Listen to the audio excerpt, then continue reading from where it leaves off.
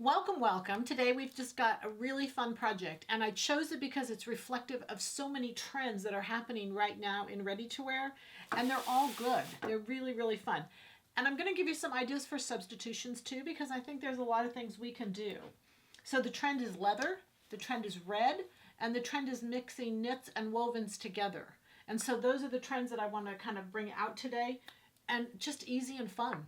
So this is a little jacket, casual little jacket, top, overlay, whatever you want to call it, that would be great over our grade 8. So, we could, if our grade 8 base was black or brown or whatever the base would be, navy, this red would be a great combination. Red is all over the place for spring. It was very popular for fall. It's carried into spring. And, I literally walked into Saks Fifth Avenue and every mannequin was dressed in red. It was like, oh my gosh.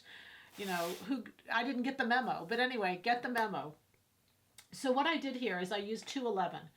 And this 211 is Nina's top, and it's really, it's just a fun top because there's so many things I can do with it. And I'm going to show you a few variations I did with this to bring this top. This was done by, I can't remember the designer. I mean, it was almost $1,000, but it's because of the leather, and leather has a very pricey markup. You don't even have to use leather. If you're not a leather person, don't do the leather. Go to something else. What I liked about the top is just like the back of fabrics are being exposed today, the back of the leather was exposed. So no thought of the suede showing at all on the back side, even though usually leather is tanned for either the leather or the suede on the back. And this is not, so you know that it was meant for the leather side to be used.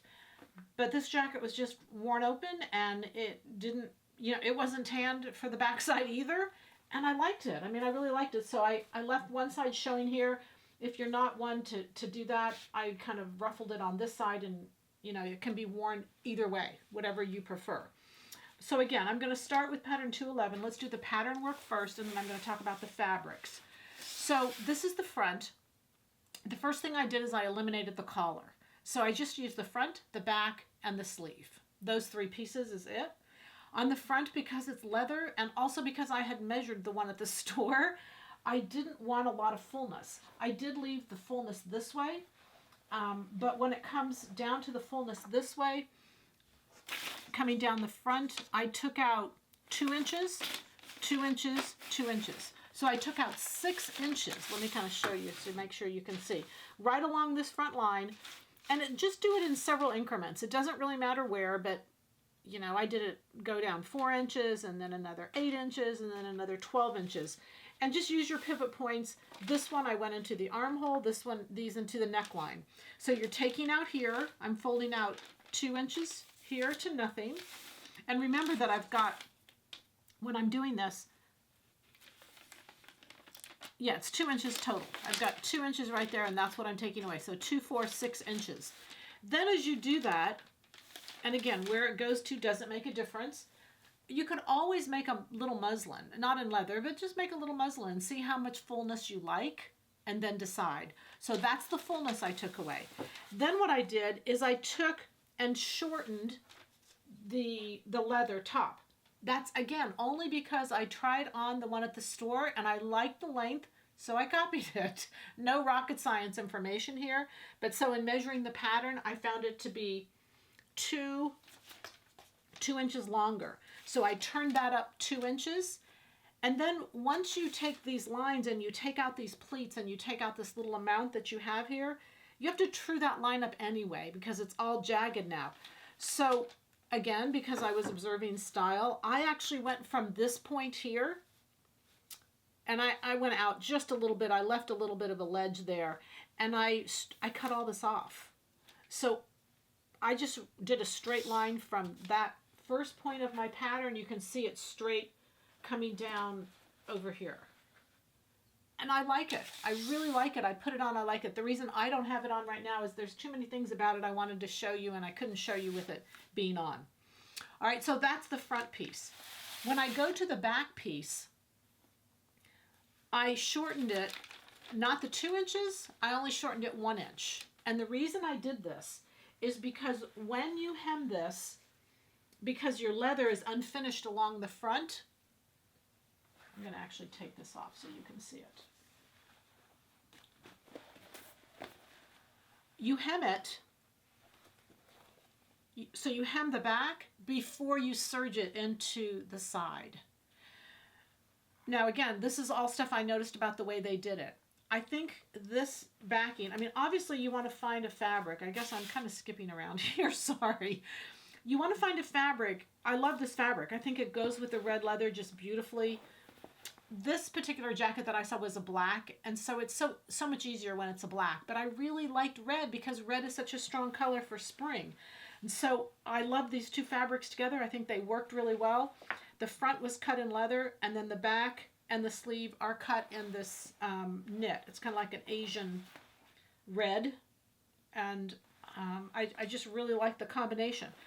Because the netting is so lightweight, it's not really netting, but because this knit is so lightweight in comparison to the leather, you don't want to leave it without a hem. If you leave it without a hem, it'll have a tendency to pull up and not give you the drape that you want it to be. Because of this pattern and the way it's drafted, the side seams go to the back a little bit anyway because the fullness in the front. I took out some fullness, so it's not doing that as much. So I wouldn't heavily suggest you put a hem back here. It really gives some balance to the back of the garment. So I only took an inch away. I hemmed it an inch, and then I sewed it in to the side, and that's why we got off to the fabric.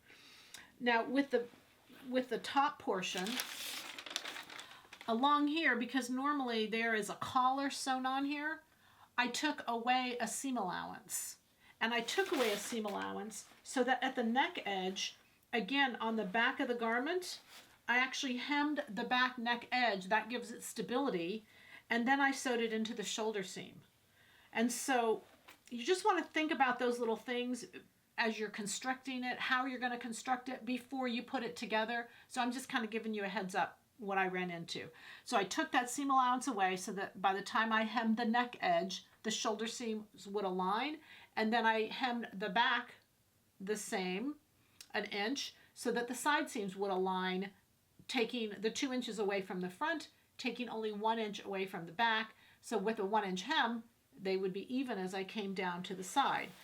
The front of the little jacket doesn't have any finished edges. There's no finished edges on it here. I really like it. I like the way it hangs. I like the way it turns back. And I really like this, I like the raw edge showing. I really like the suede showing. It shows it's leather, it shows it's real, and I think I really like it.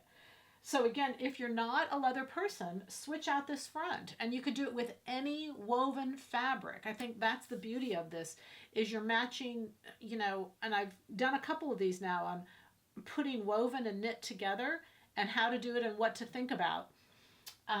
With this, you don't have to worry about how you get it off and on because it's open in the front.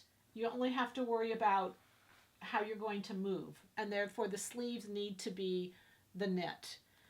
When we talk about taking knits and going to wovens and when we can use wovens, the back is also a knit to give us mobility. So two things that we have to consider is how we're going to get it off and on and how are we going to move. And that's so why I use part of the leather and then part of the knit. So just a really fun idea, very quick to make, very quick to sew, you guys, and right on trend. Just really right on trend, and it's a great cover for our Great 8. So those Great 8 pieces that we're making, this really pulls that right into styling and makes it current and trendy. So from Silhouette Patterns, happy sewing.